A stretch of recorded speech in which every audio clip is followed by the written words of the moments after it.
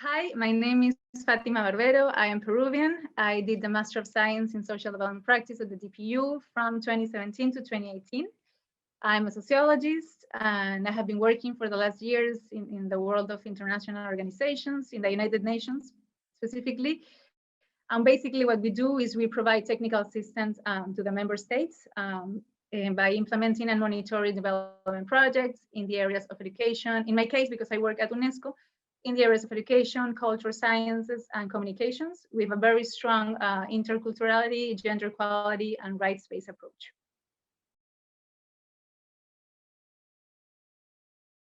So right after I graduated from college, I did sociology. I started working in social research. I entered actually the #1 research center in Peru. It's called Institute of Peruvian Studies. And I worked there for 3 years.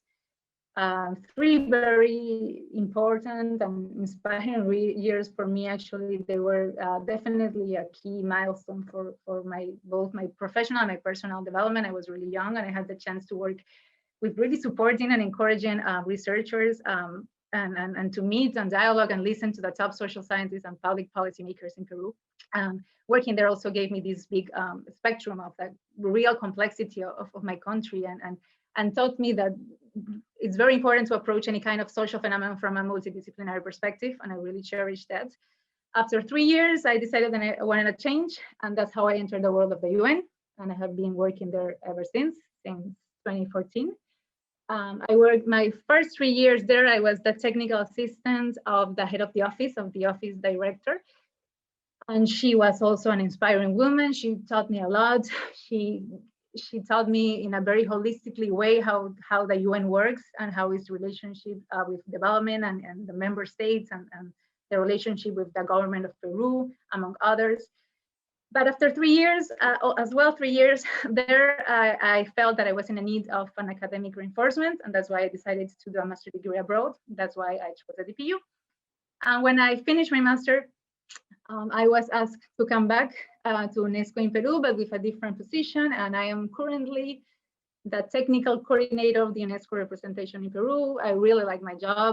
It has gave me the opportunity to travel, to go on official missions, to meet and exchange with my UNESCO colleagues from all over the world, and receive trainings and workshops around really interesting topics like theory of change and results-based management and budgeting, and how to incorporate gender equality, how to mainstream it in our projects, among others. And now I work closely with the public officials of Peru, especially from the areas of culture and education, but also with NGOs and grassroots movements and academia. And I'm really proud of my job. I really like it. And I definitely think that the DPU played an important role for me to get this position right now. The DPU has definitely had a very significant impact in who I am now and what I do, not only as a sociologist and as a development practitioner, but also as a 33-year-old Peruvian woman, I guess. First of all, for me, it was really beautiful to meet people from all around the world and definitely broaden my international perspective, even coming from working in international organizations. Also, I think something that has the DPU and it's really great is this balance between providing this theoretical reinforcement in issues around identity and social change, recognition, social justice, poverty and equality, among others. But at the same time, it gives us the opportunity to engage in more practical work, which for me has been really fundamental for my work right now.